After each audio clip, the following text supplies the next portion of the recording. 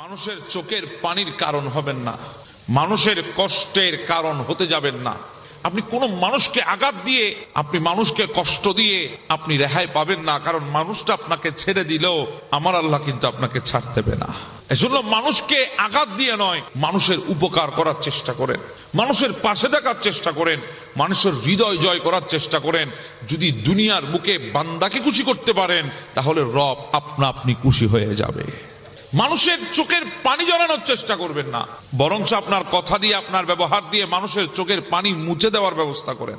যদি পৃথিবীর বুকে কোনো বান্দা একজন মানুষের চোখের পানিও যদি আপনি মুছতে পারেন, তাহলে আমার আল্লাহ আপনার ওই আমলটাকে বেশি পছন্দ করবেন। মানুষের চোখের পানি মুছে দেওয়া, এটা আল্লাহর কাছে বেশি পছন্দ। এখন তো আমরা মানুষের হক মেরে খাই, আসি না নাই? আমরা মানুষের হক দিই না। এখন যদি আপনাকে বলি কিসের হক, আপনি বলবেন জায়গা জিরাবের হক না। একটা সালাম আপনাকে কেউ দিয়েছে, আপনি সালামের উত্তর দেন নাই, এটাও ওই বান্দা আপনার উপর হক পাবে।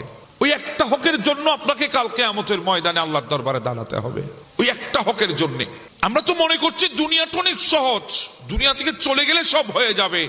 না, দুনিয়া থেকে যাওয়াটাই সবকিছু না, দুনিয়া থেকে যাওয়াটাই হলো আপনার জিন্দেগির সর্বপ্রথম শুরু। আপনি তো কিছুই পান নাই, শুরু তো ওখান থেকে হবে। এজন্য যাওয়াকে আপনি সুখ মনে করবেন না, যাওয়াটা আপনার জন্য কঠিন।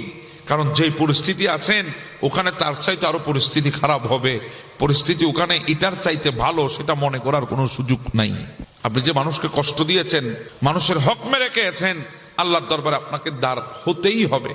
সাইয়েদনা আবু বকর সিদ্দিক রাদিয়াল্লাহু তাআলা যেদিন আমিরুল মুমিনিন হয়েছেন, সেদিন হযরত ওসমান দাঁড়িয়ে বললেন, হুজুর আমি একটা মামলা দায়ের করব। বলি কার বিরুদ্ধে? বলে ওমরের বিরুদ্ধে মামলা। ওমর লাফ দিয়ে উঠে গেছে, ভাই ওসমান আমি এমন কি করেছি তুমি আমার বিরুদ্ধে মামলা করবা? আমি আপনার থেকে হক পাবো, আপনি আমার হক মেরেছেন, আমার হক আমাকে দেন নাই, আমি হক পাবো। হযরত ওমর রাদিয়াল্লাহু তাআলা বলছেন, ওসমান আমি জিন্দেগিতে তোমার কাছ থেকে টাকা কর্জ নিয়েছি, দিই নাই।